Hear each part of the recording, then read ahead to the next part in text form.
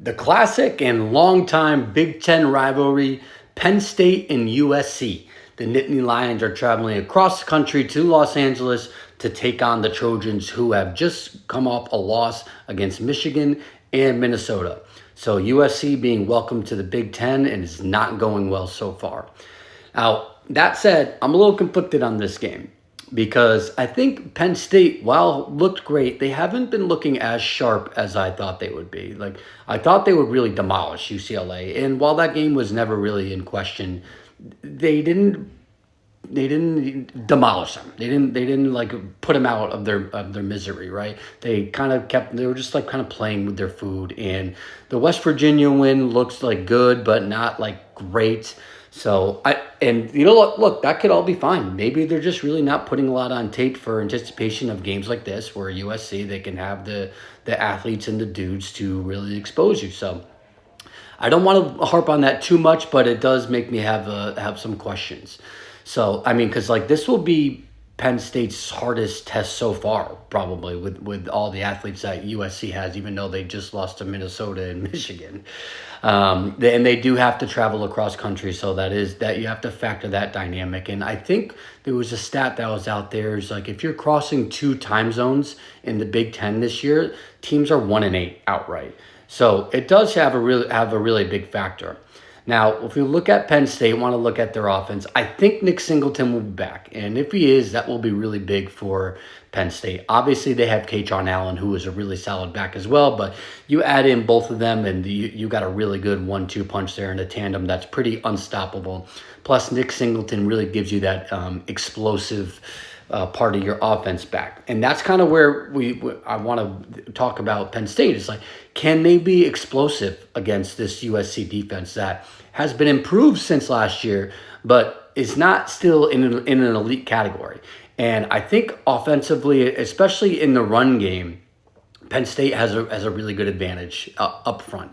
They have a really solid offensive line, and they have two running backs that can break tackles against any defense.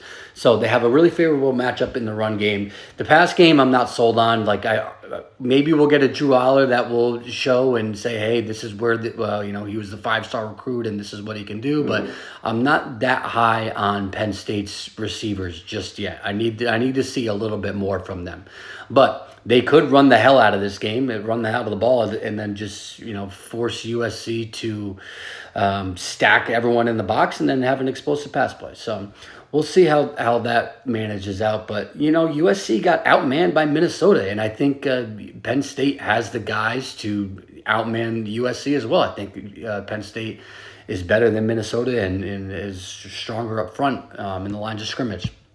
So I think Penn State has the advantage there. And if we want to flip it over on the other side of the ball, like the USC's offense, they have a ton of weapons outside. You have Zachariah Branch, who is a freak athlete.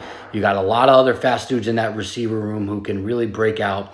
But Penn State has the number 5 total defense in the country and the number 11 pass defense in the country. Now, they haven't really faced a really strong passing offense yet. This will by far be their biggest test. But what version of Miller Moss are we going to get? Are we going to get the version of Miller Moss that was against LSU and that we saw in the bowl game last year?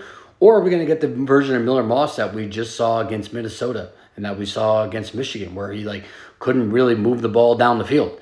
And he had to settle for passes that were 5 yards ahead of the line of scrimmage or behind the line of scrimmage to really get anything generated offensively. So what version are we going to get? I think Penn State's defense is good enough to really make him, force him to have those check downs and really conservative passing plays.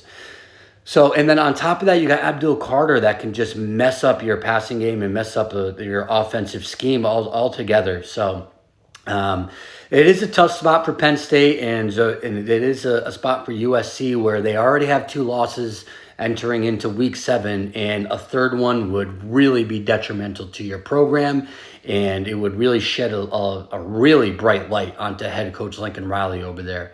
So I think it'll be a really tight game. I do like Penn State -5 right now. I'm not betting it. If the line goes a little lower, if it gets down to 4, 3.5, I might take on Penn State, but It's still a little too tight for me. But I got Penn State -5, not betting. Follow Big Body Ball CFB on all socials.